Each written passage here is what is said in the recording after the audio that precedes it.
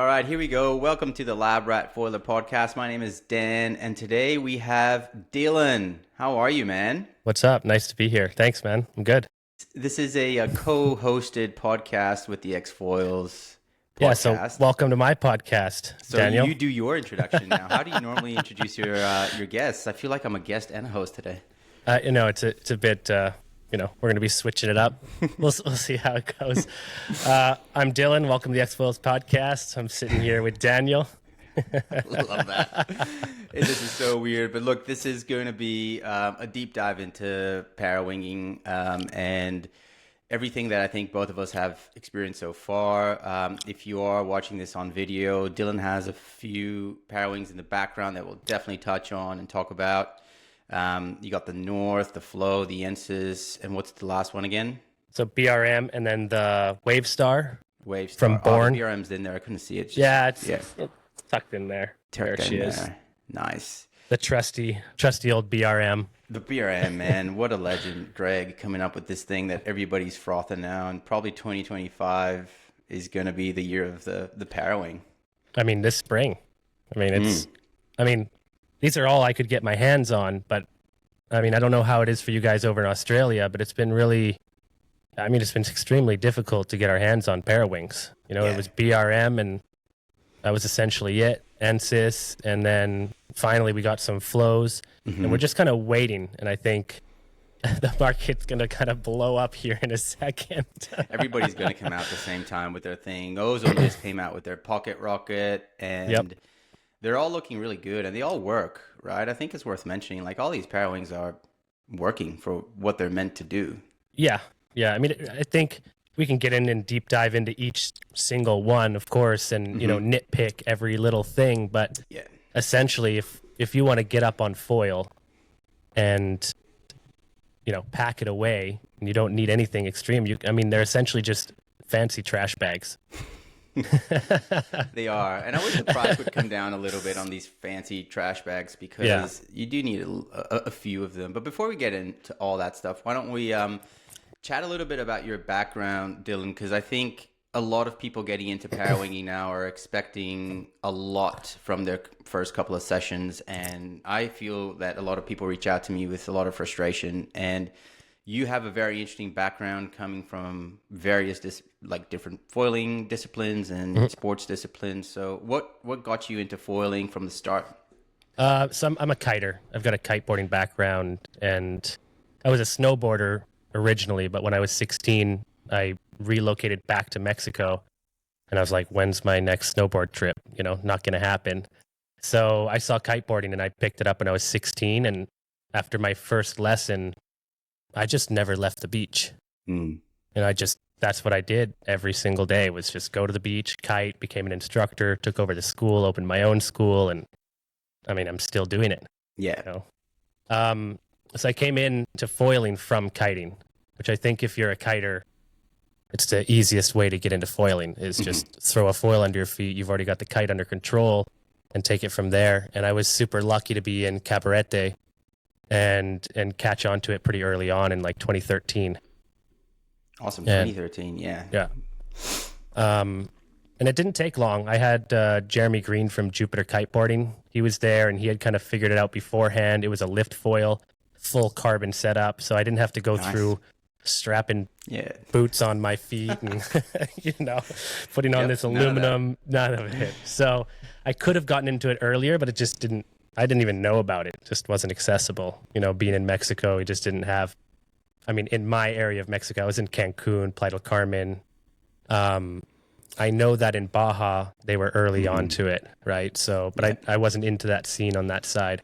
So I was super lucky to be going to Cabarete every summer and kiting every day and picking up foiling. And that's how it kind of started getting into foiling. You got kite foiling, and then you started winging just as another discipline that came up, and you were like, yep, I can do that too. Yeah, for sure. When you first see it winging, you looked at it and you're like, I know. I don't know. You're like, I don't know if that's going to be a thing. And I had there's a guy here, old school windsurfer, racer. He had a windsurfing school, Kiko Del Mao. I did a podcast with him, and he was early onto it as well. Like right when it came out, we both looked at it like, oh shit, it looks cool, but is it going to be something? And he's like, it's going to be the future. He's like, forget about your kites. We're going to be wing foiling. And I was like, I didn't have that impression as well. I love it how some people just see the potential, and I wasn't aware of what it would become at all. I was like oblivious to that. And I shit on it for a long time. I'm like, I'm never going to do it. Never. Oh, really? Yeah. And then I eventually got into it and did it for a while and loved it. Yeah, I guess it was kind of like right before COVID is when it started coming out. I bought the first slingshot wing. It had an inflatable leading edge on the back. Yeah, it had the leading edge was inflated and the trailing edge was inflated. Is that the triangular one? Like that kind of arrow shaped one? No, that came out after. Jesus. And I think that was worse. But so I had their first slingshot. I don't know who came up with it first, but the first people I saw doing it were slingshot, right? Slingshot and Hood River were wing foiling. And so I ordered one from Slingshot, a 4.2, and I was trying to ride it on my 40-liter kite foil board, my race board, with a normal foil in 14 knots. I'm like, this is how you're going to do it. And I just couldn't do it impossible. For weeks. I just did the same thing over and over with a sinker board, with a 4.2, no idea. Struggle. Struggle bus for sure. But there was I don't really research many of these things, like how to do it. I kind of just figured out on my own. And then when I was suffering for so long, walking up the beach and everyone's laughing at me, they're like, oh, look at this guy. And I'm like, you're going to see, man. You're going to see what I'm going to do with this. I like that. I think that instinct of just trying. And I think there's something cool about just working it out. I love that. And I think it just helps you in the future just to be able to accept things. I had to bite my tongue a few times with foiling, with these disciplines coming out. And now when I see something new, I just like, there's potential. I don't know what it is yet, but there might be something in it. Yeah. Yeah. I mean, you never know who knows what we're going to be doing in a month. I know. Who knows? I have no idea. But the winging, I got a bigger board. It was COVID, so we were all locked down. But when I finally figured it out, I got like a bigger foil, and I had like 2 downwind runs, and I finally got it. I was pretty good on a foil because I'd been racing with the kites, and I had a lot of time on foil. But it took me a while. It's still with a 110 liter board. It still took me 4 sessions, to get up and be able to go upwind and, do a jibe and, which I some people would assume is fast, but with the amount of time I've had on the water under a sail, I was like, this sport is impossible. Yeah. 3 sessions in. Winging was hard. And it is, I think we just have to be patient with foiling. Yeah. Because you also you do a jibe and then you're like, oh, I learned it. But for it to become a consistent thing that you're hitting and getting right all the time takes a little while. Yeah. And at the same time, I was learning how to prone foil. Yeah, I was going to ask you prone as well. Yeah. So I learned how to prone. That took me a long time because I've never surfed before. Yeah. And to this day, I still haven't stepped foot on a surfboard. It's all been on a foil. Yeah. So I learned how to surf on a foil. That would have been super hard. Yeah. So learning how to read the waves and, I kite surfed a little bit. So I understand how the wave works, but I mean, you don't really understand a wave until you're surfing, and you're out there on your own in the whitewash, standing up and trying to read what's going on, especially when you're trying to do it on a foil. Yeah. Because there's so many different angles you can take. And I mean, I don't know if it's easier. Maybe it's easier to ride a wave on a foil because you've got so many options, right? Oh, just standing on it. I think the pop-up for me was something that took so long, man. Yeah. And still today, I don't practice it enough. So I'm rusty, super rusty on it. Yeah. So I love it. Yeah, I practice all the disciplines, right? So I'm now in foil drive, and then we tow a lot. We prone, we wing, parawing, downwind sup. So, just any area that you can foil. I mean, just pick a day, pick your vessel and do it. I love that. Yeah. The evolution when you started going into sup downwinding and just sup foiling, how was that? Was that the hardest of them all? Oh, 100%. Yeah. I mean, everyone will say it. Yeah, I have no sup background, so I just bought what I could. I bought an Axis 8-foot, 110 liter, I think it was, That's a good one and to start. put a giant North high aspect on it, and just hammered it out. You know, How much swearing was involved in that process? quite a bit. Yeah, I don't get easily frustrated unless I'm really good at something and I know that I should be performing better. When I'm learning something, typically I'm like, you know what? Like, this is just how it is. Like, this is just how it is, right? But with the downwinding, yeah, there was definitely a lot of swearing going on. It was definitely frustrating, you know? And, you know, coming from kiting, you know, like you throw a kite up in the air, any kite will work. If it's flying, you know what the problem is. You just don't have enough power. You know, your board's too small. You're holding too much power. You're overpowered. Yeah. With foiling, man, you could pick the wrong tail. You know, you could The wrong shim even. You could put it like 1 inch too far forward, and you ruin a session, right? Yeah. So, I'm not very particular about my gear and what I ride. I know what feels good and I know what I like, but I'll just go out and be like, okay, whatever, I'm riding this. This is what's in my car, and I'll take whatever. With downwinding, it's made me a lot more specific on what kind of gear I want to ride, because I've had so many bad sessions downwinding that I know it was, you know, for sure it was me, but the equipment had a huge play in how I was performing. Yeah. You know, matching the speed of the bumps with what you're riding is so, but it's good. It makes you a better foiler. You learn the gear better. You learn what works, and you get in tune with whatever you're riding. Yeah. So it took me probably like 35 days straight of being on the sup board, surfing it, flat water, and then doing runs. Sometimes multiple sessions a day, trying to surf waves. And surfing the waves was easy. After 2 days, I was like, I've got this sup thing. You know, you just like pop, pop, and you go, and then you go to the swell, and it's just like totally different. You know, it just, everything changes. And it's not even the same thing. And even to this day, I mean, I haven't picked up a paddle in who knows how long. Same. But, We'll talk about that. yeah, but and when I was, it was always like, okay, am I going to be able to do this? Is today my day? And then there's always, you know, you're always learning something, and, you know, getting your heart rate up to 195 and then trying to get on foil and then trying to stay on foil, you know, it's like, it's nerve wracking being 2 miles offshore. I didn't feel very uncomfortable, and there was only like 1 or 2 sessions that I felt like, oh wow, I'm not in trouble, but I felt, you know, not at ease, Vulnerable. Yeah.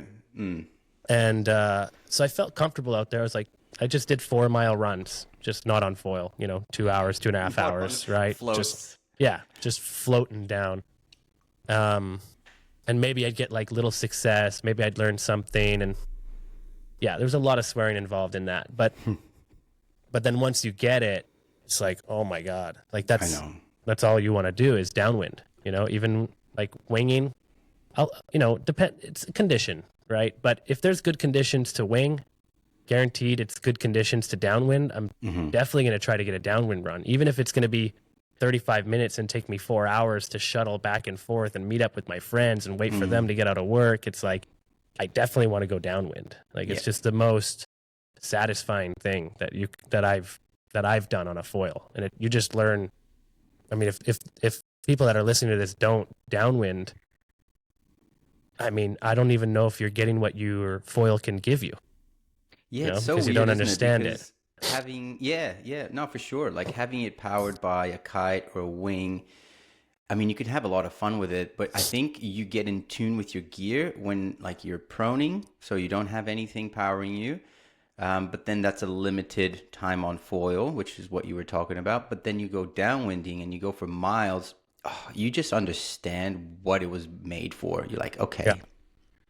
You're like, so this is what a foil was made for. Like, it was made to do this. Is what it feels like.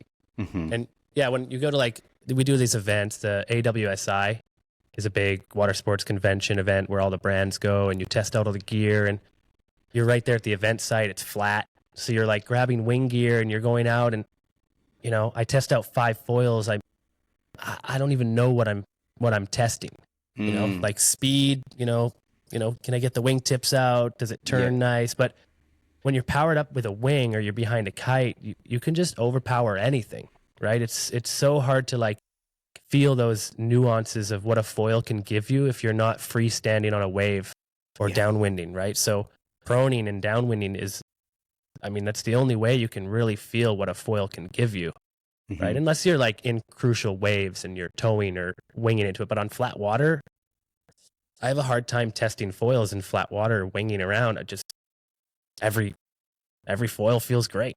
Just like, it goes fast, it goes straight. Yeah, it turns, I mean, it's got low end, exactly. So it's, it really, when you get it onto a wave or you're downwinding or, that's when you feel what a foil can really do. I love that, man. And that background is so important for people to understand, because I feel like everything that you've done in the past gives you a good edge on like cracking the code of a Parawing now. Yeah. You know, the kite control that you have is very intuitive. Like I've put the Parawing into the hands of people who are kiters, and I feel like within 30 seconds they're like, okay, I understand what's happening, and you can see that they can at least keep it under control. And then people that wing or prone, like they're holding the Parawing and they're trying to turn it. And I'm like, mate, just hold the rear lines. Like, and a kiter has that instinct of like, all right, okay, this is how the bar is reacting.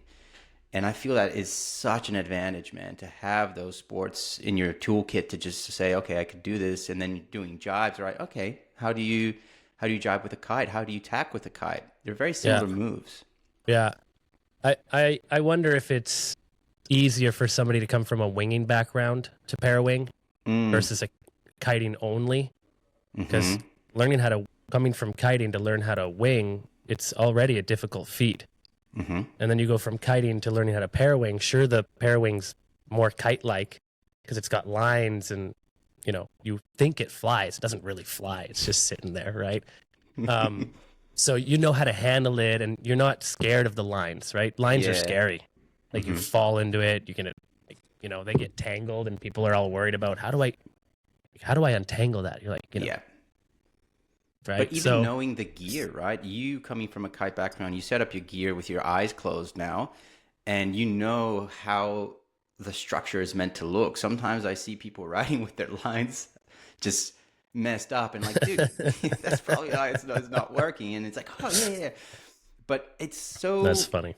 I feel because for you it feels so natural that I don't even know if you realize how much of an advantage that you have over people. And I think in the beginning, I know, yeah, my friends, I've had probably half the sessions that some people have had, and they're like, oh damn you, Dylan, you know, like I'm riding around jiving, I'm just waiting for them to get up, and they're like, this guy. So a lot of people, they're telling me, they're like, oh man, I just can't believe how you handle that thing. And it's so intuitive, you know, that it's like, it doesn't feel difficult to fly. And before I even saw it, I knew how to fly it. I'm like, well, that's simple. From like, did you ride 2-line kites back in the day? No, that was before my time. Yeah. Okay. I started in 2008, 9. What was that? When I started kiting? Kites, the first bow kites? Yeah, bow kites, yeah. So they're 4 lines. They had safeties. They, you know, they didn't have to reel anything in. You didn't have to, you know. So it was pretty easy and safe by then. And I think from 2015 onwards is where kind of like it took a turn and it got a lot easier, you know, from there. Yeah, there was a landmark in kitesurfing where it went from like just the worst gear, the worst relaunching capabilities, to then being like, everybody could do this now. Yeah, super easy. How long have you been kiting? I have a very similar story to you. I didn't start kite surfing. I started wakeboarding. So I have like a motorsports background. When I was a teenager, I just used to race, and that was my life. I love that thing, but super cost prohibitive sport. So I just had to stop, and then started wakeboarding with a few friends. And then got into kite surfing because I'm like, I want to boost on a wakeboard. And then I'm like, wow, on a kite surf, man, you can, you know, jump and have this enormous hang time. So I was really captivated by that. And like I remember Space Monkeys, all those like really old movies, and I'm like, oh my god, these guys doing these insane board offs and all that stuff. So then I got into kite surfing. I'm originally from Brazil and born and bred in Brazil, and then came to Australia, moved to Australia after uni, and then lived the rest of my life here. Never went back home. And there was a really good kite surfing spot where I live, so did that, and it was an amazing experience to kite here, and loved it. We were heavily into kind of unhooking and wake style, and that's all we wanted to do. We were very narrow-minded. We would, kite in probably 300 meter by 300 meter, like what we called the kiddie pool, because it was flat near a pier, and just like that was it. And then one of my mates, when was this? Like, when did you learn how to kite? I came to Australia in 2008, just like you. Yeah. So that's my first year here. So I learned in Brazil, had a few lessons, but never really picked it up and had it like riding consistently or anything like that. So it took me a while to become a kite surfer. I had a few kite lessons, and then when I came here, that's when I think I really got into it and like went every day. And one of the guys that kited here in our spot, he was a professional kite surfer. You might know him, Ewan Jaspin, works for Nash now. And, we were always just following whatever he was doing, and he was just into wake style and all that stuff. So that's what we did. And then one season, he brought a foil, and we were all laughing. We're like, oh, God, that's what all the old guys in the Bay do. They did the racing gear, and we were making him have a hard time on it. But then, eventually, I think not even that season, the following one, I tried it, and he taught me, which was really helpful to have a professional kite surfer teach you how to foil. And then once I started foiling, I never touched the twin tip again. Oh, really? Yeah. Damn. It was really quick. I was like, I had probably 2 sessions after I started kite foiling on a twin tip, and I was completely hooked, and the bay just opened up from that little spot that we were in. I would get the foil, and then I would explore the bay, and I'm like, oh my God, like, what are you guys doing in there? Like, just locked in to this little part of the bay, and I was just exploring little bits of the bay where the bumps pick up, and like trying to surf it. And on a kite foil, it's not ideal, but it's still fun. Like, you can still throw that thing around, and I think the time on foil made that evolution be very quick. If you're kite foiling for an hour, you're on foil for like 55 minutes. It's huge. And then wing foiling came around, and again, I had a very bad impression of it initially, but I got into it and loved it. And then that, to me, was my initiation into surfing with a foil, going downwind and doing little runs. And then obviously I started to get into proning. I think proning still today is like this thing that is above all else, that's a little bit unattainable for me. Very similar to you. I don't have a surfing background or anything, and foiling got me into surfing. I started going to the wave pool to practice pop-ups because I didn't know how to do that properly. And I still suck in proning. I have shocking sessions out there, but the 1 or 2 waves that you get are worth it, and I still love it. Yeah. And then downwinding. Do you sup surf a bunch then versus proning, now, or? I do now, because I learned how to do sup paddle, downwinding, and that was a very similar journey to you. Like, ate shit for a long time. Didn't know how to paddle, had to learn how to do a J stroke, and didn't even know what that was. I'm like, what is a J stroke? And still don't know what that is. Oh, dude, it was such a hard, and I would just throw myself. And there was 3 guys doing it here in the Bay, and they were kind of doing it already. So I would go into the downwinders that they were doing, and I would just float for like 2 hours and get on foil for 50 meters, and like would be stoked on it. I'm like, I can see this working, and then did that for a little while, and then the Parawing came out, and then things completely changed for me. Yeah. You have the same impression about the Parawing when it first came out? You were like, yeah. No, the Parawing, no. I thought there was going to be a pattern here. No, look, I think I learned from my mistakes after 4 years or whatever it has been. Like, I think for me, when I saw the Pocket Rocket was the first time that the Pocket Wing. Yeah. was the first time that I kind of got interested in the space. And my son has a little trainer kite. And then I got that, just held onto the bridles, and I tried to get up on the downwind board, and I could feel the power. Like, the first time that you feel the power of the thing, and I'm like, oh my God, there's maybe enough to get up. But it's a double skin trainer kite. It fell in the water. It got wet. Like, it didn't last long, but I never thought about it again. And I think they were so close to cracking that code with that product. And to this day, I'm so amazed that like a 5% improvement on the gear, which I think, was the double handles to the one handle, and obviously some of the structure as well, made it completely change for me. So when I saw the BRM for the first time, whenever it launched September last year, I saw the videos. I watched the videos maybe like 5 or 6 times, and I'm like, oh my God, they're going upwind. And I think that to me was a big one. And then I bought it within 10 minutes of watching it. I just said, I need this thing. I copped it, full price, full shipping, full tax, ate it, and didn't regret it at all. I was in Maui the day it launched. Oh my God. So people were in the water with it? You saw it live? Like you saw it? Yeah. Wow. So my buddy, so Walt, he did have the pocket wing. Mm-hmm. Right, he had one in the back of the van. It was always there, and I don't know why it didn't click.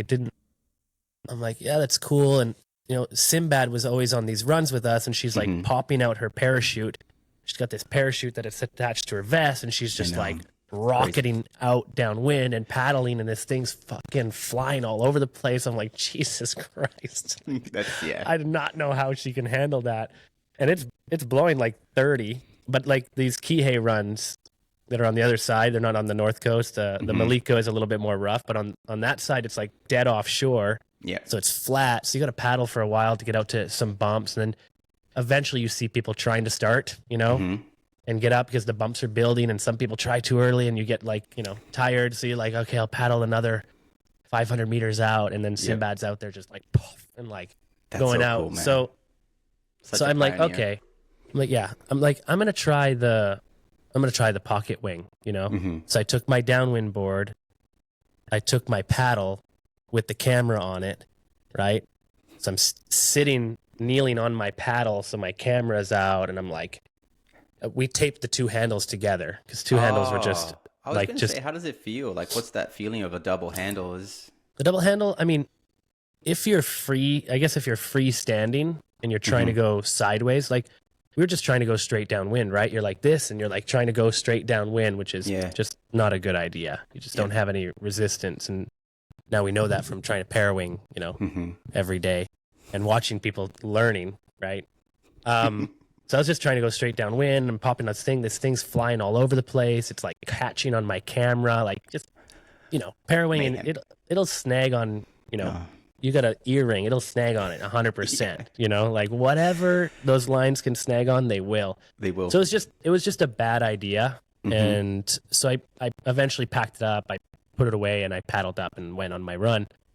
And then that evening, that's when like the BRM launched, or it was in the morning or something. And I looked at it, and it was my last 2 days in Maui. And I was like, holy shit. I know. I'm like, that's the thing. That's it. That's it. Yeah. Like, and the upwind ability of it, like watching them ride around, it didn't captivate me as much. I was just like, dude, that's epic for downwinding, right? Like that's what it's for. Like pop it up, get out, have a little bit more control, pack it away and go. And it I don't know, maybe it's the way that they launched it, the video, maybe it was the way that they were riding it. It just looked like you wanted to do that. It looked easy. The pocket wing, I just so never. Easy. Maybe it's because I didn't see a marketing video that was done right, or maybe they were flying it differently, or whatever it was. It just never, should have seen it earlier. Everyone else should have seen it earlier, right? Yeah, exactly. The whole market should have seen it earlier. All the brands should have seen that and said, "Oh my God, it's just like a little increment from that, and we're there." Yeah. So hats off to Greg for that one. He was such a visionary. Super cool. All of them, really.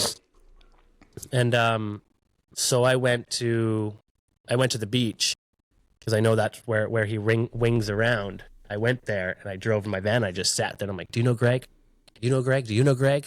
I love that. And I emailed him. I'm like, where's Greg? I'm like, I want to try this thing, but I mean, little did I know he was getting thousands of orders, or hundreds, at least in the first couple of weeks.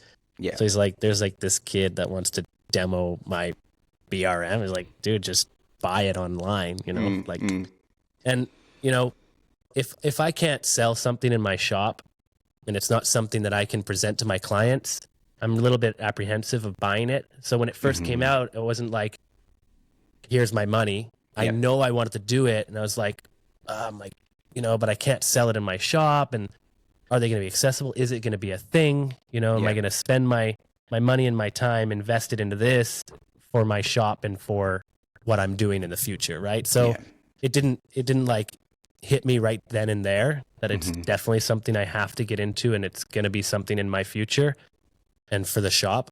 So I didn't buy one, and I did fly one on the beach a little bit. And then we went to Kihei and there was 6 guys that had them. Oh, I'm like, where'd you get those? They're like, dude, you just buy them online. You're like, I'm like, damn it, I know. I should have done that too. I kind of want to try one. Yeah, so we watched them all take off, and I mean, they just like pop up. They were going downwind. They packed it away, and away they went. And they were just on their downwind boards, right? Yeah. So it's like, and then you start to wonder, and you're like, well, what's the point, right? I've got this bag. Like, what if it falls? And all these things run through your head, which it always does. Like all of these questions always run through my head. And then, when you start to see people using it with smaller boards, and you can use a smaller foil, and then you start to see them, getting out from places that you can't paddle out from. And, all those things, your life's like, oh, yeah, I gotta do it. But that day that the BRM launched, the Parawing, I ordered a peak. A fly surfer peak. Yeah. So I've got an account with them. I'm like, I'm just going to buy a peak. It's cheaper. Yeah. No bar. Just bought it, and it arrived. And when I got home, I just chopped off all the bridles. Nice. Like had a carbon bar that I drilled holes into and vertically, connected all the A's to B's and tied it up and made them different lengths. And it worked. It would fly. I've got a video of me doing it. Nice. And I went out on my downwind board, and I was able to get up, and it would go upwind really well. Working. And then to like put it away was just a disaster. And then I had like a couple bad sessions, and I just like threw it in the bin. I was like, no. I'm like, I'm going to buy a real Parawing. Yeah, I think this is just not worth it. The amount of time. There's a guy here that I'm actually going to post a video. We've been mucking around with the peak as well, to the point where we cut the canopy. We took some panels off, so really? We wouldn't have that kind of C-shaped kite. That it really needs a little bit less canvas there, and now it's like a 1.8 little square, and it's working so well, that thing now. Where every day we go to the beach and tweak it. But to your point, like the amount of effort that you put into it, you might as well just get something. Yeah, but it was only BRM, right? So you're like, oh well, if this guy did it, this thing's the same, right? And then you realize very quickly that they're not all the same, and they're all a little bit different. And the peak is just, it's just way too high aspect. Yeah, it just flies way too far in the window. You've just got no load on it. If you're up and getting up and going, and you're going upwind, it's great.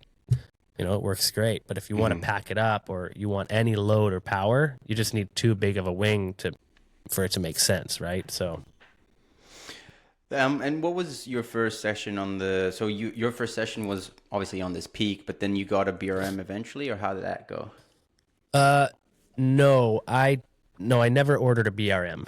I think it was maybe it was a month and a half after I was home, and then we had the AWSI event. Yep. So I went to AWSI, and I was talking to North. I'm like, hey guys, where's your Parawing? The moment BRM came out, I'm like, hey, I think this is going to be a thing. We should look into it. And they're like, oh, we have this in our garage. We've been working on it for months, but it wasn't really a Parawing. Essentially what North was designing was a tow kite.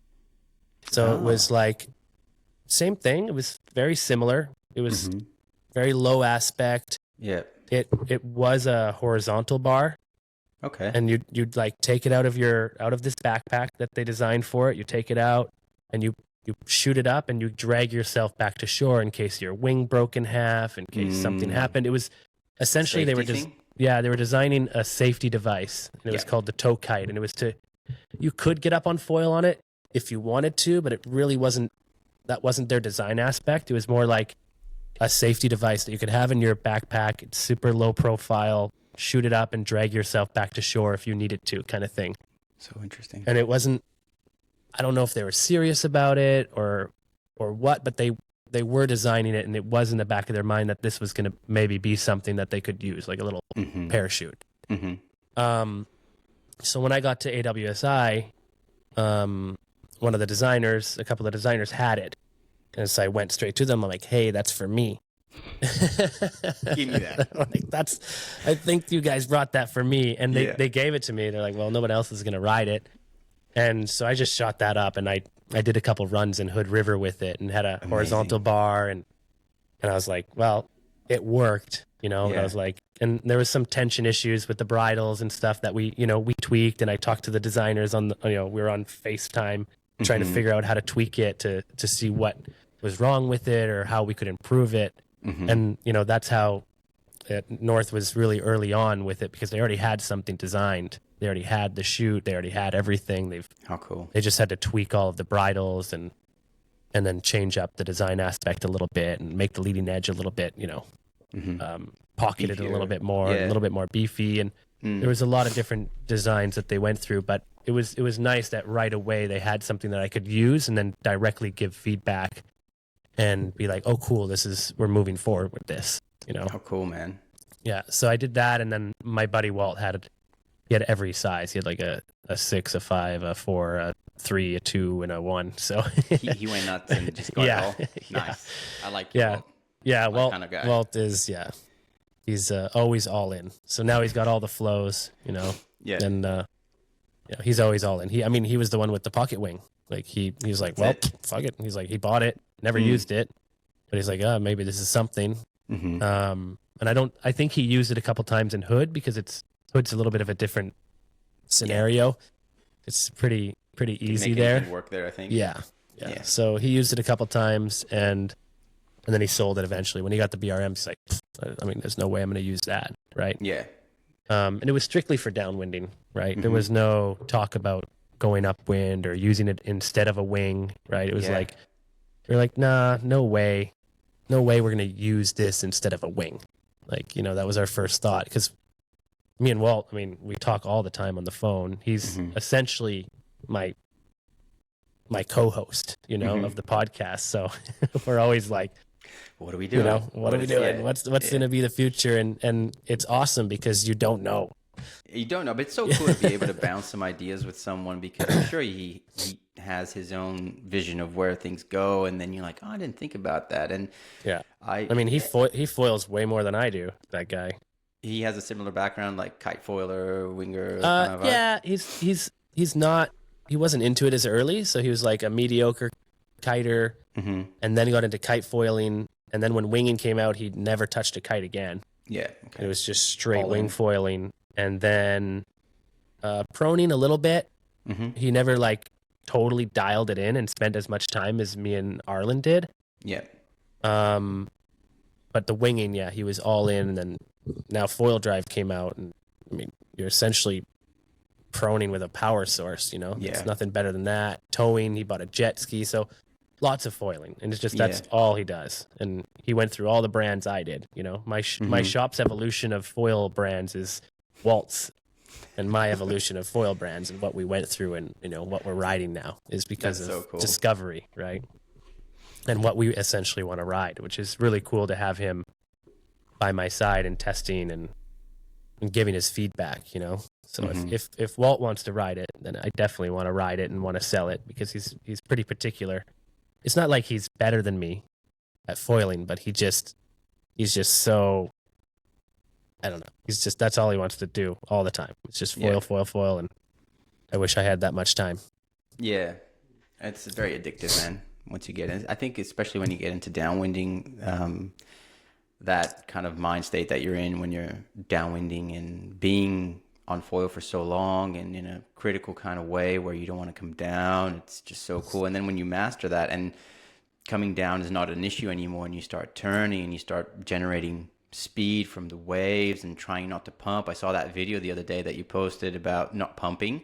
Yeah. And I love that. I love going out and say, I'm going to come down and I'm not going to pump. And how do I work out a way to keep speed? And I think the Parawinging helped me so much with that, because I didn't have a paddle to pump paddle out of a hole and everything. So, and with the Parawing, I think I also didn't care if I fell, because I knew I was going to get up. With the paddle and a small foil, I was like, oh, this might take me 20 minutes, you know? And if I had a few goes at a flat, like at paddle ups, I might not even paddle the thing up anymore because I'm cooked, you know? Yeah. So that kind of really changed the game for me, and how I approach a downwinder today. I see guys really keen on acing runs and things like that. I don't care if I ace a run anymore. Like, if you do that a few times, cool. But now I'm really trying to perfect my turns and focusing on turns, and just like the other day I just went out and I was carving the 980S from Code. That I just ride the S series. I love them. And I wanted to see how sharp I could turn, because I had a extra small fuse on, and I was literally just turning and falling on my butt because I wanted to see the radius of the turn. And I would never have done that on a paddle and paddle up 10 times consecutively. So yeah, just made it really in Hood really River good. you would. In Hood River, I'm going to Hood River. I bought my ticket yesterday, man. Oh, really? First time I'm going to Hood. Never been. Like 2 years that I've been like, this is the year, and for whatever reason couldn't make it. And yeah, I'm going down on the 14th to the 31st of July. Oh, cool. And I'm frothing on that. Yeah. Yeah, it's a good time. Yeah. You've been there a couple times? Yeah. Walt will be down there. He rented a house, I think, for a whole year. Amazing. Starting this summer. He's going to make it home base. Oh, it just doesn't get much better than that for downwinding and parawinging. It's just insane. What do you guys ride there? Like, what's the in terms of foil? Do you change a little bit your foil size because it's fresh water and just weird conditions, or not really? No, you don't need to be on anything very fast. You know, you don't need to be on a downwind foil. So, I mean, essentially, if you're on the S, you're on like a surf foil. That's pretty much what you want to be on. Yeah, you can be on a small surf foil and just rip the crap out of these waves. You know, it depends like where you are in the river. There are different bends that get like, you know, a little bit flatter, and the bumps are, you know, smaller, so you might have to work. But then again, now if you're on a parawing, you could link different sections together that you know are going to be flat. So there's places like they're like, oh, this is a good run because this is where it's all stacked up, and then from here it gets a little bit flat, but then here it stacks up again, right? There's different sections in the river where the current is, and I wouldn't know what to say, or I wouldn't know how to tell you, but the locals must know. Yeah. I'm just curious to know if, like, do we even need to go downwinding on the Parawing there, or could you just hit one of those little areas where it's picking up and just do upwind and downwind? Yeah, because the current's going the other way, so I'm in my head like going upwind would be a little bit easier there. Yeah, definitely. I mean, I haven't experienced it because I only did a couple, you know, maybe 4 Parawing runs when I was there in September. And then, I haven't been back. So I haven't thought about what my logistics would look like. But over there, man, it's just, the shuttling is so easy. Yeah. Like you don't even want to waste your energy going back upwind on a Parawing. You just get out, you jump in a car that's running up. It depends. I guess it depends on the season or how many people are there, but there's just, if it's a good day, there's 15, 20 people or more downwinding, and there's just cars going up and down. The road is here and the river is here. Like, and it's a straight line, you know? So it's like, you don't have to do like these long logistics. Like, you drop off, you get in the river. You get out of the river, you get in. Probably you're need like, a break after, you know, going downwind in those freaking awesome so, bumps. Yeah, I guess if you're parawinging, you can ride it upwind. I guess, yeah. I mean, you can go to like the Hatchery and Swell City right around there and just go up and, you know, try to surf it as long as you want all the way down, it's probably, I don't know, 6-7 minutes of downwinding, Mm-hmm. and then you wing back up and do it again. Yeah, It's definitely something. Yeah. I just can't wait to get there now. Yeah, it's a fun spot for sure. So tell us a little bit about what you have in the background there. I want to, you probably used like basically most of the Parawings out there today and have a lot of experience in riding different Parawings and how they feel. Yeah. I haven't had a ton of Parawing sessions. Mm-hmm. I mean, I'm just as addicted as everybody else, and we haven't had the best season here for wind, so it's been a little bit tough to get out in the right times and then have the wings at the right time. So it's waiting for Parawings at some times, didn't have them available, so it's been difficult to be able to use them as often as I want to. I have tried, I've got the North over here, I've got the Flow, the NSYS, the BRM, and then the Wave Star from Bourne. And the only one that I haven't used is I actually haven't even used the NSYS. I haven't even had to try. I haven't even got the chance to try it. It's a 3 meter. We haven't had that much wind. Yeah. So I might, in Puerto Rico, I've probably downwinding. I've done 4 downwinders with the Parawing, and then winging it around and like testing them out in the bay. Maybe another 10, and that's about the extent of my Parawinging, to be honest. And you got it quick though, man. Like, your progression's been quick. But you do feel, well, the North is not out yet, right? Are they coming out with it soon, or?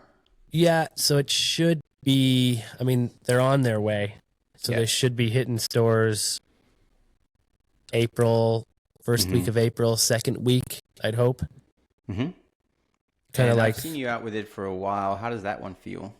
Yeah, so maybe I have done more sessions. I feel like I haven't done that many because I want to be out there every day. So maybe it's been 50, but it feels like I've only been out there 10 times. So maybe I have been out more, but it feels like I haven't really got the chance to really explore the Parawing yet because I just haven't had as much time as I want to on them.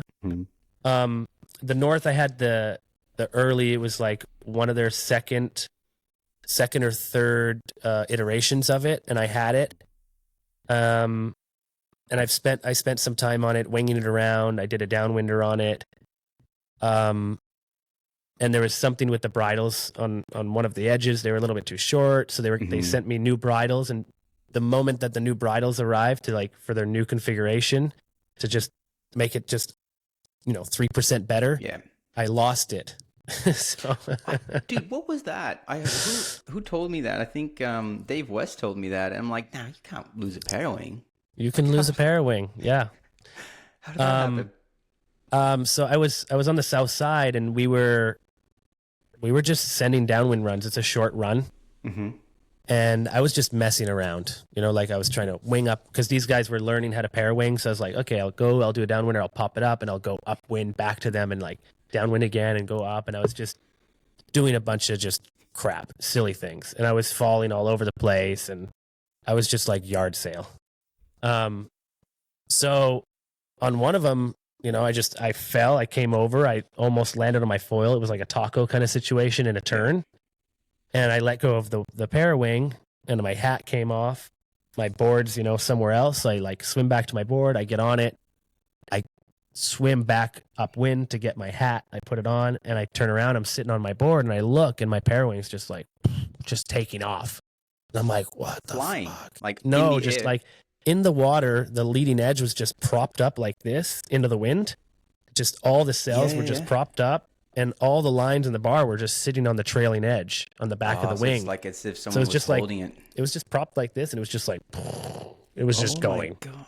And I was like, oh my God. So I got on my board. It was a 70-liter little mid-length, and I just paddled as fast as I could, and it felt like hours. It was probably 5 minutes, and I just chased it, and I was like getting a little bit closer and a little bit closer, but it just didn't feel like I was getting close enough. Yeah. there was no way I could grab it. So I'm like, oh man, I'm just running out of energy here. I don't know how much longer I can swim like this. So I sat on my board to give myself a break, and it just kept on going. And I had one of my instructors who was down there doing winging downwinds, and he's just winging around, and I'm just like, hey, hello, you're the only one that can help me. Everyone else is on downwind boards and Parawings, and he's just winging around, and he's downwind, and he's winging. And he like goes past me, and then he wings upwind. I'm like, fuck. I'm like, bro. So I'm like, okay, well, so I start swimming again. And then I'm like not getting closer. So I look, and he's, winging to the beach, and I'm waving at him. He gets to the beach, he deflates his wing, and I see him walk up. I'm like, fuck. I'm like, bro. I was like, God damn it.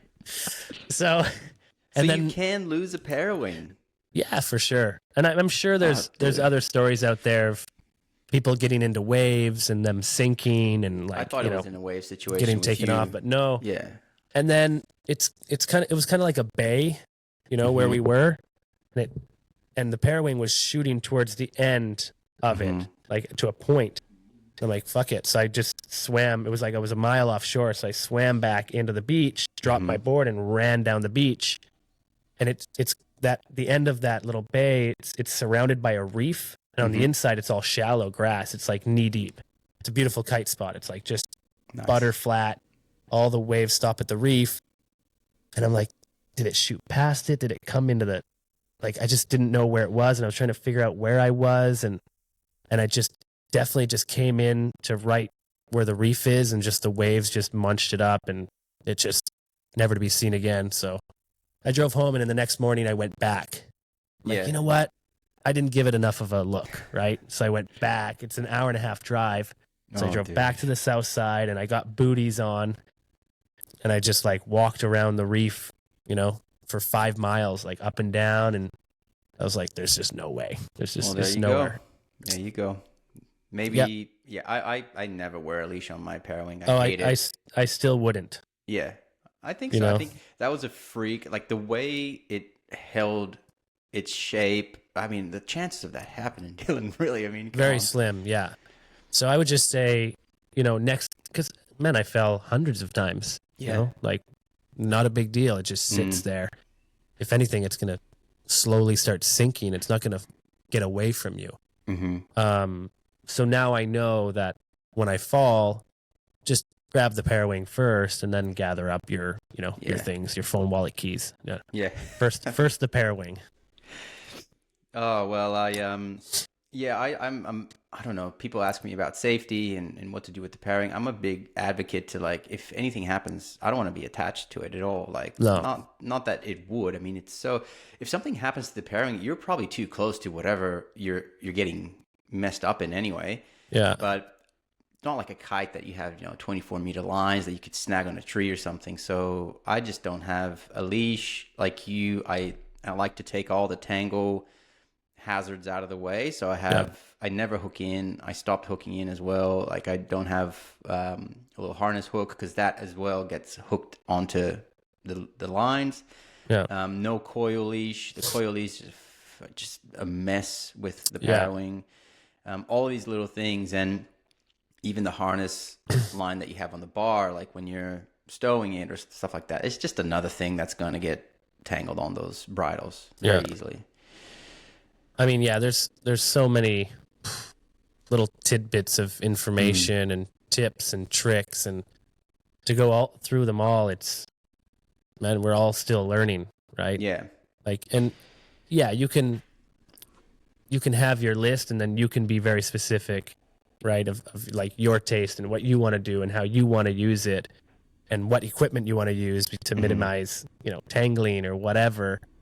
But essentially, if anybody's, got the chance to just grab a Parawing, don't worry if you have a coiled leash. Just go out and do it. Like I had someone contact me the other day. He's like, hey man, I want to get a Parawing, but everyone around me says I 100% need a downwind board or a midi, or I'm not going to be able to do it. And I'm like, there's no way. I mean, your soap bar that's 110 liters, it'll work. It is not optimal. That's 100% true. And I would not stick with that if you're going to be a Parawinger, but you'll experience it though. Go ahead. Get you up. Yeah. I mean, I think that's better than doing it on a downwind board almost. Yeah, no, 100%. I think any winger, like, if you own a wingboard, whatever leaderage it is, like just chuck on your biggest foil and get a comparable sized Parawing and start having a crack. Get a demo, like maybe start on a longer board from a shop. Like I'm sure you have demos out there. Like you could do your first session on that, and then once you kind of understand, you know, the hand handling and just water relaunch and just how to, you know, understand your quiver, then start on your gear. And I feel like that's one of the biggest things that's going to happen to wingers. Like everybody's like, I don't want to buy a downwind board. I don't want to buy a paddle. I don't want to have to learn all that stuff, because that's like a 6-month journey at least. Yeah.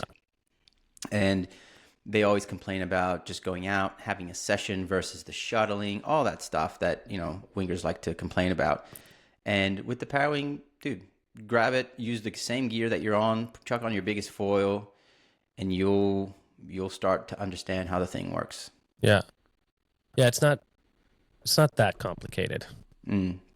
People make it sound a lot more complicated than it is, but you just got to go out and have sessions. Everything's hard, you know. If you want to learn how to downwind, like with a paddle, that's hard. Yeah. You know, parawinging is not hard. You know? But you just have to understand the risk of everything, right? You have to understand the risk and reward and how hard it is, but how rewarding it can be, right? It's all the same with all these sports. Do you want to talk about these Parawings, or do you want to stay a little neutral on them? I'm not sure if you want to talk about them.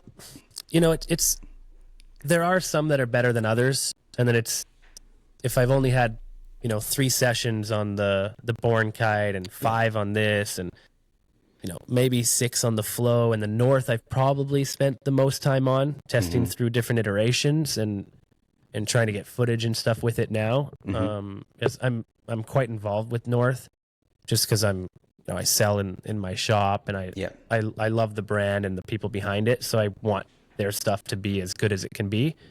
And I'm just very enthusiastic, and I just like to see if I can help them in any way, you know, with their downwind foils, their Parawing. I just, throw it to me. I'll give you advice. I'll, you know, show you what's good, what's bad. And I try to be, you know, as honest as possible, right? With them, especially. You know, I was really excited to get the Flow, because looking at it and how it performs, and everyone's going to be a little bit different in how they want to use the Parawing and their skill level, right? So here, let's say I had 6 people. So I want to compare the Flow and the North, you know? So they're both different. The Flow, it's hard to say. It's probably my favorite to date. Like, it's just, for me and my ability and going upwind and tacking it, I like it and how it performs. But its low end isn't amazing for us here in Puerto Rico, so we need to use a bigger Parawing. Gotcha. So if I had like 6 people and they're beginners, or they're a little bit more experienced, and I hand them the Flow and then the North. The North is more, it's easier to get up on foil. It's more powerful. It's grunty. It's easier to pack away. The lines are a little bit shorter. So it kind of feels like a truck. Yeah. Like the 4.2 that I have here, it pulls just as much as the 6-meter BRM. It's insane. So then, you know, taking out the 4.2 compared to the 4.2 Flow, I mean, that North thing will just rip my arms off at one point. You know, trying to go upwind, you're like holding it as hard as you can on the leading edge. It gets a little bit of like deformation. It kind of like, the leading edge itself buckles. It doesn't fold in half, but it gets like a little bit too much pressure when you're trying to push it too hard upwind. Yeah. So it gets a little bit deformed in the leading edge, and then it starts to lean back into the window. So you start to lose your upwind ability, and it kind of shoots a little bit. So you got to lean off of it, veer off, and you have to be very careful of how much pressure and how much load you put on it. So it goes upwind really well, and it's powerful. It's easy to get up. And so for downwinders, if I'm just going to go downwind, I'm going to go out. If I need a little bit of an angle, it's great. Then I'll take the North, because it's so easy to pack up. It's got no battens in it. It's more powerful, so I know I'm going to get up on it. On the leading edge, there's no those little plastic. No, nothing. So it's unstructured, which is really nice. It's just easy to use. But it's a little bit more low aspect, right? It's not going upwind as well. But then you get on the flow and you give it to somebody that doesn't know how to handle it. It is a little bit more difficult. I don't know what it is. It just doesn't have this low end grunt. There's just not much. The middle of the canopy, just I don't feel like it's giving me much grunt and power. You can pull on it, which is nice. Yeah, and you once can pump a little more. Yeah, and once you're up on foil, it's just dreamy. Yeah, like the way that you can depower it and how much you can put it upwind. So I mean, personal preference for me, the flow right now for the amount of time that I've had on these Parawings is, I mean, it takes the cake. Yeah, for me and how I want to use it, because I do want to, like, when I go out to wing here, my house is 3 blocks from the beach. I have everything in my van. I bought a mama van and I just put it all in there. And so when I want to go foiling, I just grab my mid-length, I grab a foil, put a Parawing on my backpack. How good is that?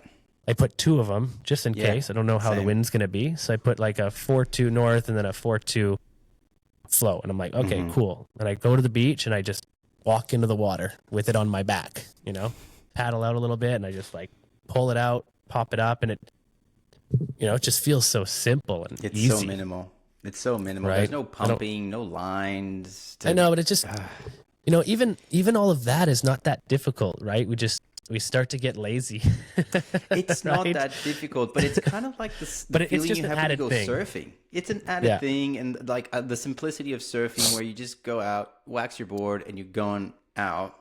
And speaking from a surfer here, you know what I mean? Like that simplicity is so cool, and there's something to it that makes the sport a little bit more enjoyable. I don't care, man. I'm used to setting up my kite and putting my lines out, so it's not a thing. But when I started using the Parawing, I was like, am I missing something? Like, is that all? This is all I need, right? Yeah, no bar, no nothing. It's all attached, all ready to go. And our spot here, we have a lot of cross on wind, so I also don't walk into the water with it. But offshore or cross winds would be fine doing that. And then a little paddle, boom, it's up, and I just find it so minimal. I love it. That's really cool, man. I think that's a really good kind of overview on those wings. And I think what you said there is really important. Like, how are you going to use it, and the intent of what you're going to use it for is really important. I haven't tried the North. I'm really keen to try it once it comes out.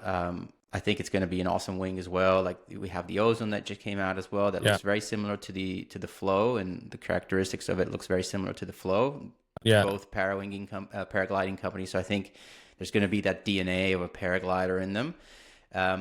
But I feel the BRM, for what I've experienced, is still the best one to pack down. There's something about that material, like the silkiness. It's not a kite crispy feel. Yeah, it's a different feel, and I feel that material is so nice to pack down. Yeah, I think it probably just doesn't have this like waxy water repellent coating on it. Yeah. So it doesn't like slip out of your hands. It kind of feels like, I used to skydive back in the day. When you get a brand new parachute and you try to pack it up, it's like, it's like popping out all over the place. It feels like when it comes out of the bag, it almost feels like a used parachute. Like it's already been kind of worn in. Doesn't have this like repelling aspect to it. So it's not slippery and I don't know what it is. Maybe they don't coat it with something, or the material is. I think it's a different material. Yeah. I know the Flow uses paragliding stuff, because obviously they have access to all that material. I'm not sure what the Ozone is going to come out like, but I think it's a different brand of canvas. Yeah. All of these things are like super slippery. Yeah. The Ensis, all of the other ones are very kite-like, aren't they? Yeah. And this one has pretty thick battens in it. Yeah. The Ensis. I feel like and I've ridden the 3 in the middle there. So the Flow, the Ensis, and the VRM.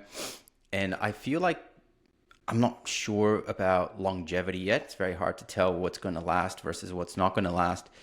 But if you're using the Parawing just to do downwinders, and you're not someone who's going to be mowing the lawn or doing tacks or doing like exploring different things, I feel like they've overcooked how how they've done it. Like I would go to a super thin material, minimize the bridles in there, and just do something that you're going to use it for 5% of your session.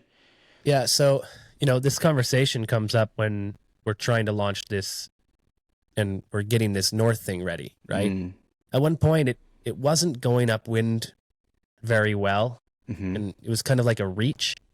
And we're like, well, they're like, is this good enough? Like people are going to use it to go downwind. It's easy to pack. It's good. And I'm like, I'm worried that if you launch something into the market that is trying to be so competitive, you might lose some people, on your design aspect, right? Everyone, you're like, oh, cool. It's for this, right? Or it's for this.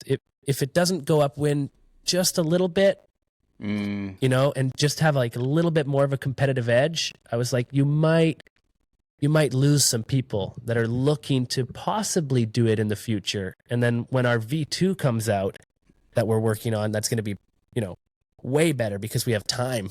I mean, you got to like right now is the time to get these people in the market. Like I've got people begging me for Parawings, I've got flows on order. I've got ozones on order. I've got the north ones. I mean, I am going to be overstocked.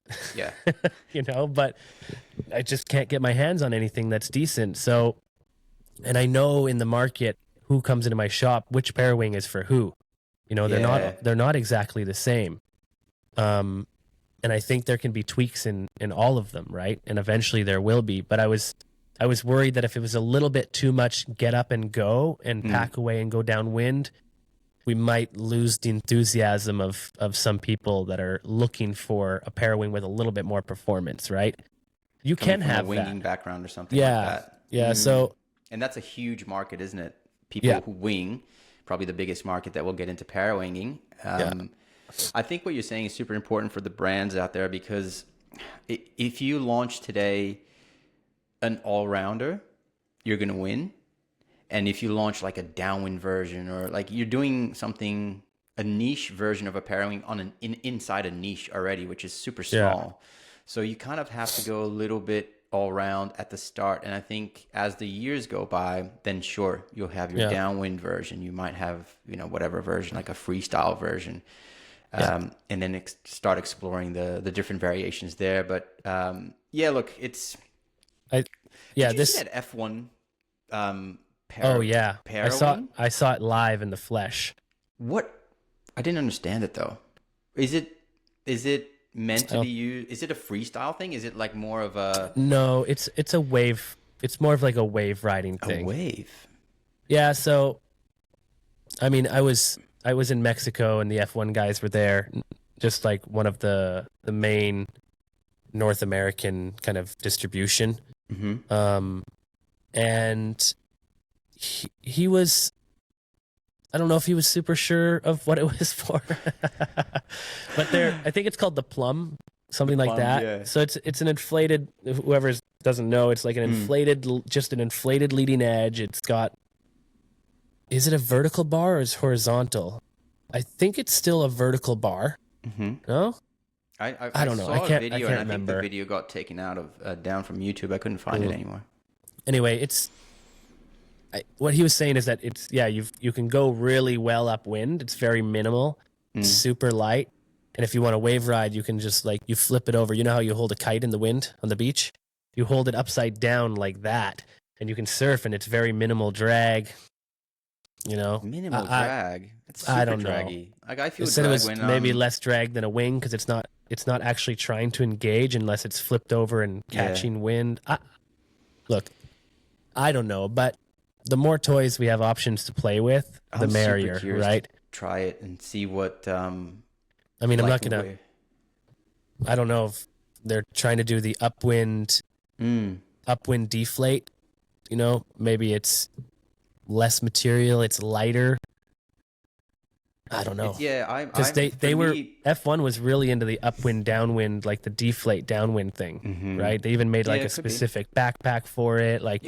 Monero was really early on trying to figure that out because people were doing upwinders and downwinders with the sup, with their wings. So I think maybe before the Parawing was a thing, they were working on this minimalistic inflatable kite that was able to go upwind just as well as a wing or better. That's lighter weight, less material, less handles, and you just go up, like deflate it, pack down, goes in your backpack, and probably easier to paddle it up. Inflate as well if you need to with a little hand pump or something. I don't know. I'm just making shit up. Yeah. Well, I'm curious about it, man. I mean, like you, I didn't understand it when I saw it because I said, well, that's not a Parawing. That's not what the Parawing is meant to do. Like I think the getting rid of the Parawing is a huge feature of it. I think it's because it's because we're so focused on the Parawing and what it can do and its packability that we're just not understanding what it's made for, or because it's not a Parawing, you know, it's not meant to be packable and downwindable. I don't know what it's for, but time will tell. I guess. From F1 is hearing this, send us a message about what the focus was. What's the plum for? But anyway, I like the innovation, and I do commend all the brands that are putting money and time into this because it just helps us, man. It's going to be so interesting to see where this goes when, you know, all the wingers get into it. Hood River this year is going to go off, I think, with Parawings everywhere. Yeah. Yeah, I mean, there's only a handful of us that are doing it around here, and we've got leftovers from, you know, what I ordered and what our core kind of downwind crew has ordered. And then it's kind of been distributed between us, and then what people could order flows and get them in early enough. So I'm curious to see how it is in our market, especially. It's pretty small, but to see how it goes and what people think of it, and if they really capture what it's for, or they use it for their own, you know, what their purpose is, right? Because time will tell what the market really wants to do with it, right? Because essentially, you know, when I talked to Greg, the BRM was to surf waves. It was not to go. And it's still probably the best one to do that. Yeah, it was not made to. He wasn't making it to do downwinders. He wasn't a downwinder. He was making it to go out from the waves and surf the waves with as little drag as possible and pop it back up and go back. Right. Makes sense. The moment that it launched, I went on a downwinder, and there's 6 downwinders there that have the BRM, and they're like, we're using this to downwind. Yeah. Right? They didn't even think about going upwind. They didn't even want to ride it. They're probably some of them might not even be wingers, right? Yeah. It was a downwind device, right? So right there and then, people decided what they wanted to use it for versus what it was, the purpose of it was designed for, essentially, which is interesting. What do you think of like accessories that we have right now in Parawinging? For example, the belt. I freaking hate the belt. I don't think it's a good solution yet for stowing the Parawing quickly. Like I think it takes a little time for you to get everything in the belt. When you put it in the belt, it never comes out, you know, in a good shape for it to redeploy or. Yeah, I've never, you know, I think. Also, it depends on background, right? People that are coming into this that are not downwinders that eventually will get into downwinding because of this, because of how hard it is to paddle. You know, it's really hard to like get up, pack it away, and concentrate on downwinding at the same time you're trying to hold this thing, right? Yeah. And then you're trying to pack it away. I think it's a little bit more advanced. Right. So I think people just shoving it into their shirt is their best option because they're like, okay, I'm up on foil, shove it in their shirt, and now I'm downwinding.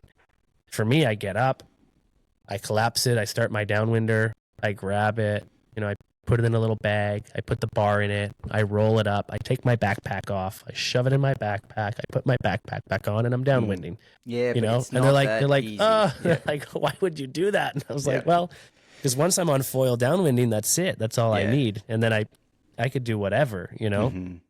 But you're at a level of downwinding coming from that background that you can exactly. Relax a little bit about reading the bumps and all that stuff, which is I think takes a little time. None of these solutions are really great at the moment. You know, the best that people are thinking of is an easy solution for a beginner that, you know, wants to catch their bearings on foil is like just shoving it under their shirt, right?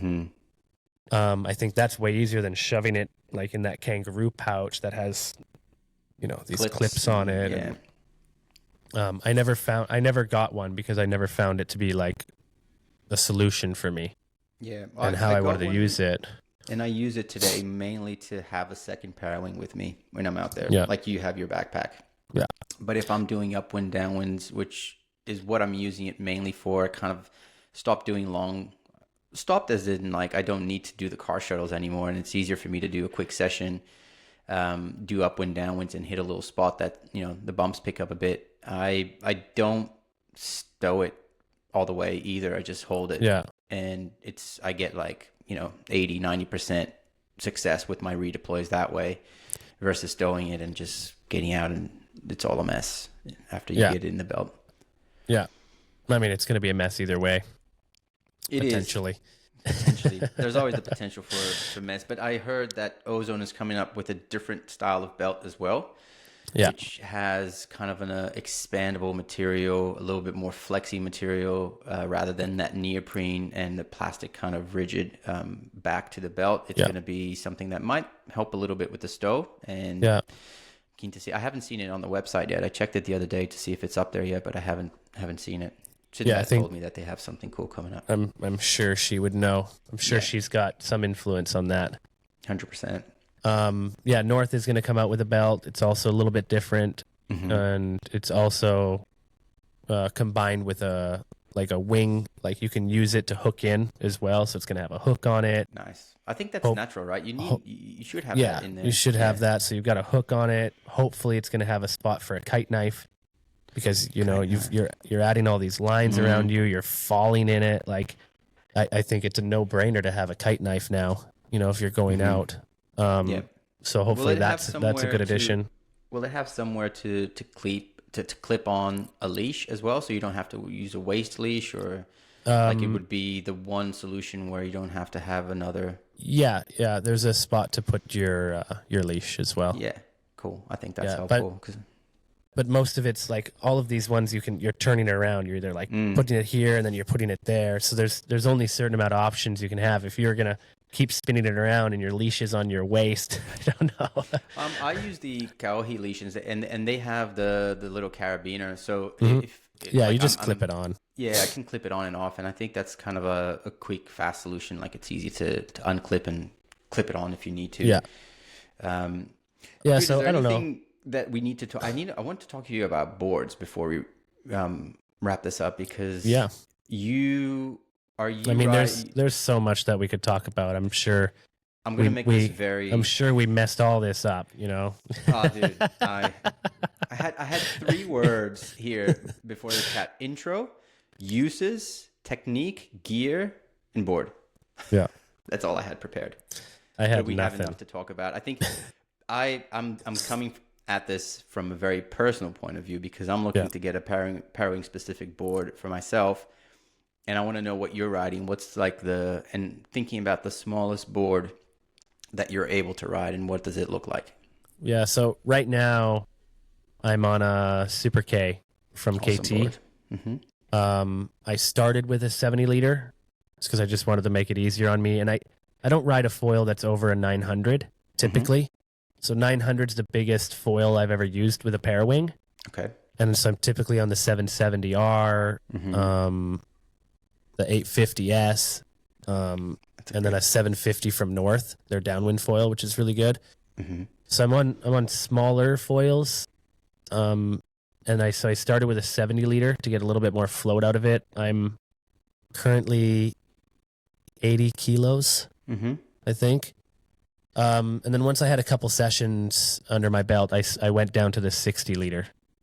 Oh, you're on 60. Nice. Yeah, so I'm on a 60, and it's great because I just keep that in my van. If I want to wing it, it's not too big. Parawinging, it's perfect. It's a good size, and I don't know what I would, what the ideal board would be. That's just what I'm using because that's what I've got. Like I said, I'm not super specific about what I ride all the time, and I'm typically left with whatever's left over in the shop if I haven't sold it. Well, you're spoiled though, because that Super K is a sick board. Yeah, man. Yeah, the Super K is great. So I was lucky enough that I did have leftover inventory of the 60, and I'm like, should I open it? Should I not? I'm like, I'll just stick with the 70. And someone came into the shop. They're like, I want the 70, but do you have a discount? I'm like, well, I'll sell you my used one. So I took it out of the van, sold the 70, and then I'm like, okay, I'll take a 60, you know? So I'm riding this. How much wind do you need to get up on that 60 liter? So my biggest Parawing is the North. It's the 4.2, and I can get up on the 770 in 14 knots, 13, awesome, 14 man. Knots. That's not much. Yeah. I think I'd struggle on the 4.2 flow because maybe of that bottom end that you were talking about. In 15 knots, I don't think I can with get the it flow. up on the board. I need like 16 knots. Yeah. Still with good. That thing. Yeah. Still very good, man. Yeah. I need to work on my sinker technique. Well, not necessarily full sinker. It's all in the legs. Tell us about it. It's all like, it's just, you just got to finesse it and feather your board, just little pumps. And there's one point that you start to feel it release. Mm-hmm. You know, you can go downwind a little bit with the Parawing, and you kind of like let it get into the wind. If you do that too early, then you're just left with no power. So you kind of hold it tight. You're trying to get up crosswind, not into the upwind, and you kind of like, you just slowly like pump your board, and you just give it like little like feathers, and trying to like sink the back tail and letting it release and let it release. And the moment you feel like you're gaining a little bit of speed, you kind of veer off downwind, it catches some wind, and you kind of pull on it again and just take off. Nice. It is very sensitive, that feeling of when you start to engage the foil, pumping, you know, like a sensitive pump. You don't want to punch through the water, otherwise you just lose all your momentum. And when you're starting out, those techniques, man, with a Parawing that you're trying to fly, they can be challenging. So I think people that just get a Parawing, go out, fly it in the land I'm on the beach practicing tacks on it for a long time. Just after my session, before my session. You can tell everybody that they're not going to do it. Why though? I do the same. Like, I've been teaching lessons for 15 years, and they're like, oh man, I don't really have the money, and you know, I can't keep taking lessons. I'm like, dude, just go buy this kite, because you're going to buy it anyway. Go fly it on the beach for 6 hours. Drag yourself through the water. You know, just fly it on the beach. You do 6 hours of kite flying for free. You know, you're already an independent. You can fly the kite. You can't ride the board, but you can fly the kite. Just go do it for free. Do it an hour a day, you know?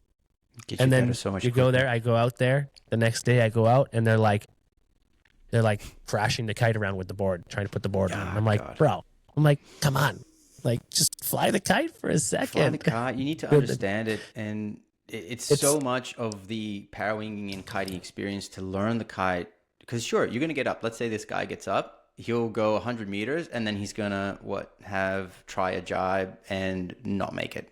Yeah, no. Fail, body drag for an hour, not know how to get frustrated because you're not riding the board. But essentially, you shouldn't be riding the board if you don't know how to fly a kite properly, right?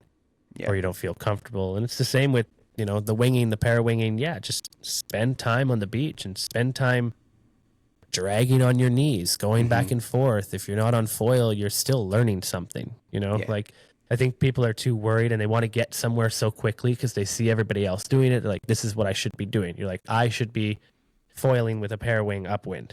You're like, cool. Maybe in 2 weeks, maybe 3 weeks, maybe 4 weeks if you're going to do it every day, right? But they expect to do it right away, and then there's like frustration. They're like, oh, this sport's stupid, you know, I just don't. You know, there's all these lines that got tangled around me, and then the bar got tangled, and they're like, you're in the water, and how do you get the water out? And you're like, well, you didn't spend 5 minutes just thinking about it, you know, because, and that's how these people get so good, right? That's how you get so good. That's how all of these guys like Sinbad and all these people that are like leading the charge in this Parawinging thing is because they understand how hard it is and how much time you have to dedicate to all the nuances of what makes it as easy as possible. Yeah. Right. Like, I go out there and I suffer. I had horrible sessions in Hood River. I went out in almost no wind. I went 4 miles, floated to the other side. You know, I went from Washington to Oregon, you know, and ended up in like like grass that was like neck high, and I had God. 2 Parawings that were like slipping out of that kangaroo pouch, and it was horrible. And I was like, oh my God, not doing that again. And then I went and did it the next day. But but you know, you ate it again. yeah, but you know, you got to understand that you're also one of the pioneers, dude. Like you're one of the people that are trying, experimenting. Where's the potential in this? And I think for you, you still put yourself in those positions, but people can learn from your experience, and that's the thing that is, I think, where you're getting at. Like, I'm, for example, I was trying tacks and stuff. I was on the beach, and I would just be doing tacks, walking upwind and simulating the movement and getting that muscle memory down, because the tack on the Parawing is something that happens so fast compared to a kite. And I'm like, oh, this is going to be easy. And the first time I tried it, I just got yarded back, had a horrible fall. And I don't know why, like I cut my foot. It was horrible on the tail. And then I'm like, okay, so let's go to the land, understand where my hands will be, where my pressure will be on the bar. And then it started to come together. And then when you throw it on the water, I threw it on the water in 15 knots, you know, on the light wind day. And then to gain that confidence to when it's like 25 knots, I can chuck it and try to get onto a wave. Cool. But that doesn't come the first day. Yeah. How are you doing your tacks? I saw a video that you did a beautiful tack, foot switch, was textbook.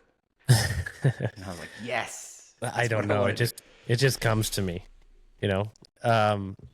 So I'm not sure what I'm doing. I'm going heel side first, coming in goofy, so left foot forward, and I'm just when I'm going with the wing, I just grab it underneath with this hand like this way, and I just try not to put too much pressure on the backhand so it doesn't stall, and I just try to fly it through the window, and then I put a little bit of pressure on the backhand so it'll pivot, and once it pivots, it needs to turn, right? The pressure on the back makes it turn. Yeah, so you can't like just go into it and then come around the other side. The wing just will stay going the same direction. So you got to kind of get it over your head and almost pivot it so it turns the other way first, and then you make your way around, and it'll just follow you. As the tension engages, it'll start flying the other way. How do you get the power? You know, finish your thought. Yes, I mean, it just like from kiting, right? It's like wherever that leading edge is pointing is where it's going to fly, right? Yeah. Always. So if it's only pointing this way, it doesn't matter you're going that way. It won't follow you, you know? So you've always got to get it up and over, get it pointing that way. And then once you come around the other side, you've got a little bit of lift, and it doesn't matter. It won't take off yet because it won't be faster than you because you're coming around pretty quick. And then it'll start to fly that way.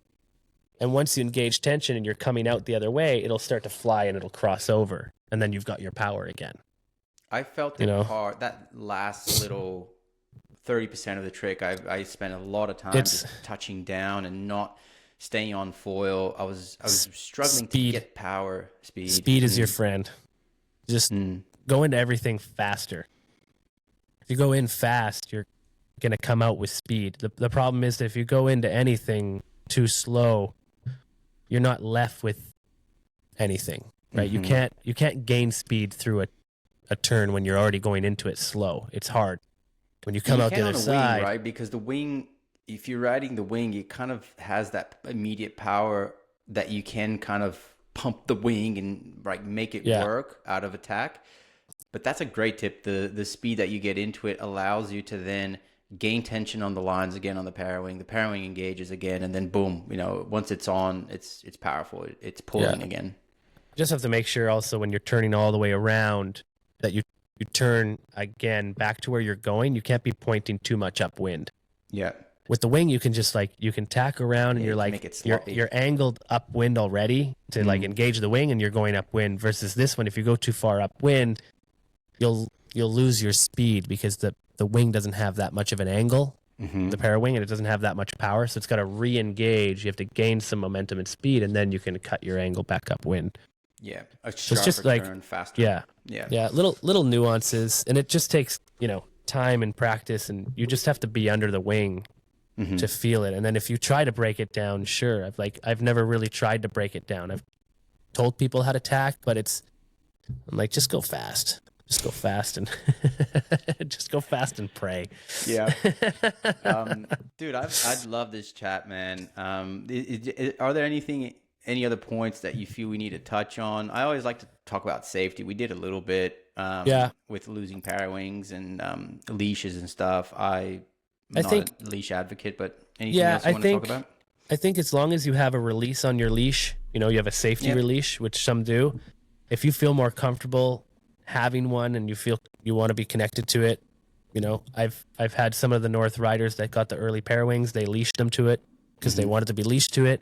And I think they were also scared of losing the Parawing after your story, from my experience. But they're like, oh, so now you're going to wear a leash. I'm like, no, definitely not going to wear a leash. I think, you know, in all of these sports, you just have to be aware of the risk that's involved and, you know, how far you're going out and what kind of a mess you can get yourself into. When you're surfing waves with a Parawing and lines and a parachute that can sink and wrap around you, you've just got to be prepared and stay calm. You know, especially with the wing, you've got a flotation device. With your board, you've got a flotation device, right? So with the Parawing, it's not as safe as going out on a wing because it can sink. It's not loaded all the time. It's not a safety device in that aspect when it's in the water. And there's lots of lines that can get around you. At least the lines are short. Kind of a hazard. Something that will enhance the sucking experience. I just wouldn't be worried about losing a Parawing. You know, it's better to be safe than to, you know, jump into your Parawing, you know, to save it. You're like, oh, there my Parawing goes, and jump into it or something to get tangled in the lines and find yourself in a scary situation that you can't handle in the water. You know, being in the water is dangerous in general, even if you're a swimmer. Forget about adding lines and a parachute and a leash and a foil, you know, and waves, right? Like, just we don't get more swimming. hurt, to be honest. Yeah. So, you know, everyone that's getting into this, I wouldn't be scared of it. You know, just take your own precautions. If you're a little bit more worried, then take extra precautions. Wear a life jacket, wear a helmet, take a knife with you. Have I done that? No. Should I? Sure. You know, but it's all like your risk tolerance, right? And situations that have had happened to you or haven't happened to you yet. So once something like that happens to me, I'm like, oh shit, I'm definitely taking a knife with me every time. You know, like getting tangled around the ankles in a set wave, like disaster, right? I think the guys in Maui are doing that now. They have little kite knives on them. I'd assume so. Like, it's just not a bad idea. It's this small, you know, although the Parawing can tangle on it, you know. God, tangle is the thing, isn't it? Yeah. What can't it tangle on? And then picking your Parawing, I think if you're getting into it, they're all gonna work, and they all have, you know, little specifications. And my preference might not be your preference. And one Parawing might be easier for straight downwinding versus one is better for tacking. You know, and those are just nuances that you have to figure out. And if you're that specific, then you should do your research and test it and figure out what's for you. But if not, and you're not a Parawinger and you're not sure which one to get, I don't think it really matters. You know, don't either. Like, they all work, man. Then grab a BRM, grab this like German born Wave Star. Like, it works great.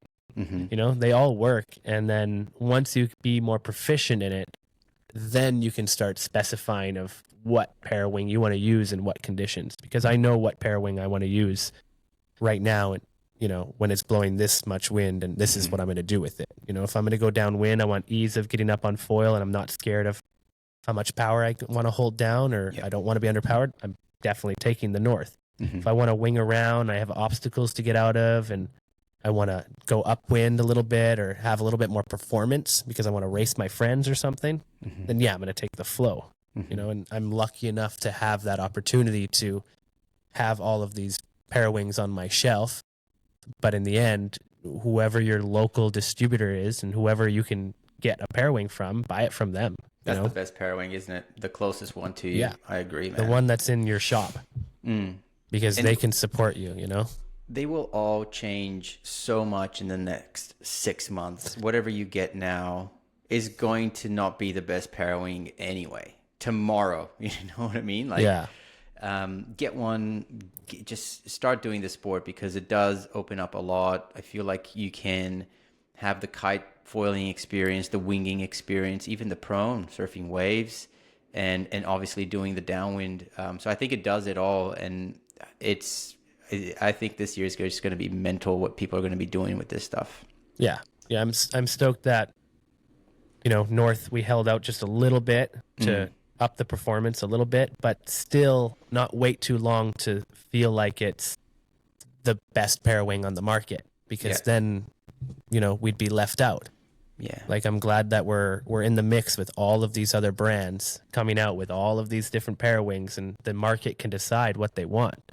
What's the closest, what's the most accessible, what's the cheapest, what's the most expensive, and what kind of performance they want out of it. And then the V2s that are coming out that everyone's essentially working on, because now we have the time. We can you can breathe, for a second. We've got Parawings. Like, they're going to be here mid-April. Okay. Mid-April, everyone's going to have more Parawings than they need. Yeah. Trust me, I ordered way too many. It's just, I'm just way too excited. I'm like, I hope it explodes, and I hope it's going to do what I want it to do, right? But then we can relax a little bit and be like, okay, let's dial this down and let's figure out, let's tweak every little aspect to make it as perfect as we can, because now we have the time to do that as everyone fools around with all these beautiful products that we already have, right? If that makes sense. Like, you said you're very close to North, and I think a big part of design and the design process is to be close to the customer, understand their feedback and what they want. Like, is being close to kite shops like you their way to do that and get feedback from customers? Do you hear that from them a lot? I think the reason why I'm integrated with them and I am good for them is because I am the shop.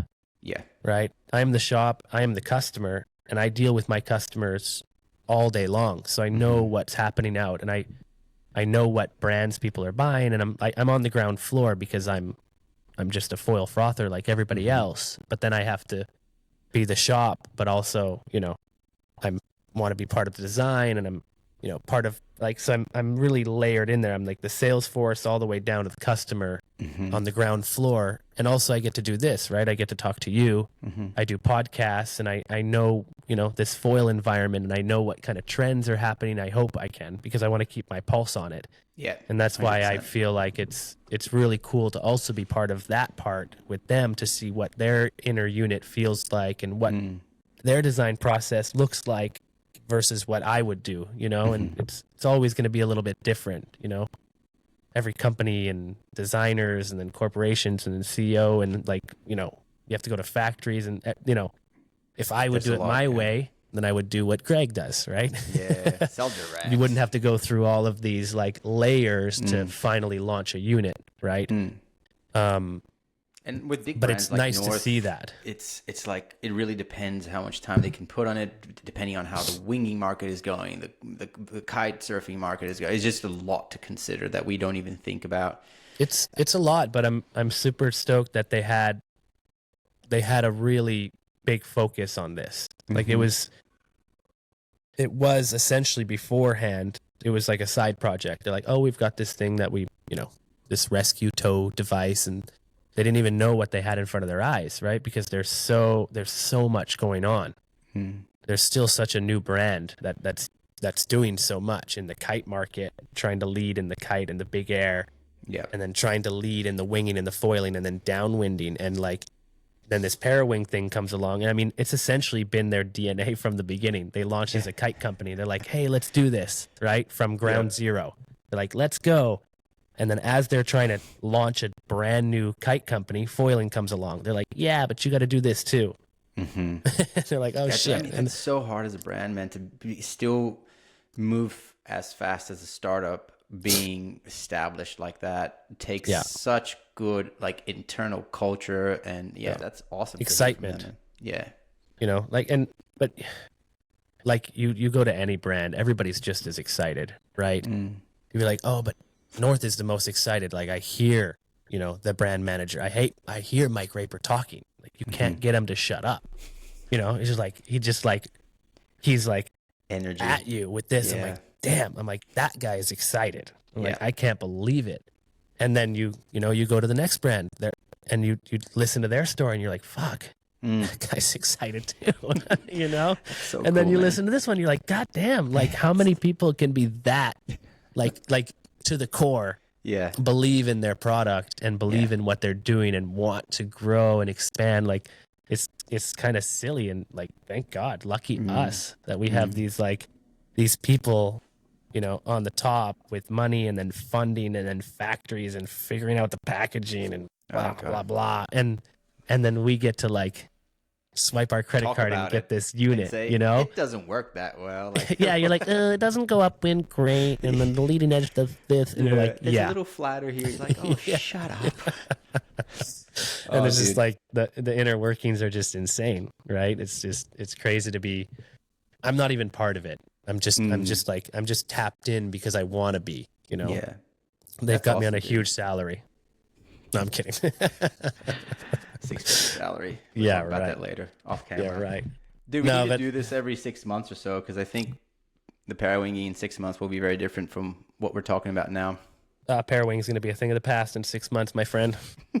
We're going to be on. Now is a fad. We're going to be on plums. Yeah, well, like I really want to see if I can get someone from F1 to talk about that plum and understand it a little more. Like, we have to try it, right? No, for sure. Once we fly it, we might just say, okay, this is it. To me, it's still possibly a freestyle thing, but then you said waves. We'll see, man. It's just, I don't know. Just give it to Radiculo, and he'll turn it into a freestyle thing. So yeah, I think he's flown it. He told me he's flown it already. Oh yeah. Yeah. What do you say? I can't remember. It was like we text back and forth here and there, and Yeah. and I was like, I posted a video or something of it, and I'm like, what the hell is this? And what are they thinking? I'm like, I genuinely want to know what they're thinking. He's like, oh man, he sent me a voice note, I think. He's like, oh, I tried it. It's pretty interesting. It's really light. It goes upwind really well. It doesn't have much low end, but then, you know, I could actually do a backflip with it. I'm like, yeah, I'm not surprised. That's crazy, man. The stuff that he does and just the ease of just being inverted is just next level. Yeah, it's kind of crazy. Yeah, but we can definitely do this again. I think there's a lot to talk about, and I know there are instructional videos and stuff out there. I haven't watched any of them. I've only watched one of your videos when you compared the BRM to the flow, but I'm not watching these things. But I think there are, you know, some things that people would want to know, more like tech tip things. Yeah. And in a podcast is a good way to do it, because people, you know, they're not always sitting in front of their computer watching things. When they really want to figure something out, they're searching specifics and watching tidbits. But then they're sitting in their car listening to podcasts, and there's a lot of information that I think is really insightful from somebody that's been doing parawinging so much and using so many different brands, and what little tips and tricks make a big difference. And I'm sure it's all out there, but if you want to compile it all into one, you know, section, it might make sense, so that people have this one episode of like, this is what you need, right? And I don't know if there's actually a audio podcast about it, because really on my podcast I just talk a bunch of crap, you know, and we have like, you know, like in this, like we have a bunch of great information in there, but you got to listen to, what is that, an hour and 40 minutes of whatever it is. And there's some good stuff in there, but you got to find it. Stick through it. You'll find some nuggets in there, hopefully. Yeah, all right, for sure. Dude, let's wrap it up then, because we don't want to hit the 2-hour mark on this, but it's been epic talking to you. Thanks for just being open as well. You have no idea who I was, so you just like, yep, dude, let's talk, whatever. I'm happy to do it. Any Parawinger is a friend of mine, you know? Yeah, same here. For sure. Cool, man. Yeah, it's been great. Thanks for having me on your show, and maybe this will be my show too. We don't know, but I'm glad you linked us up and we got to sit down and do this for sure. Sounds good, man. Next time we talk, we'll have Walt with us, get more banter going. For sure. less if we want less banter. More specificity. All right. Cheers, boys. You.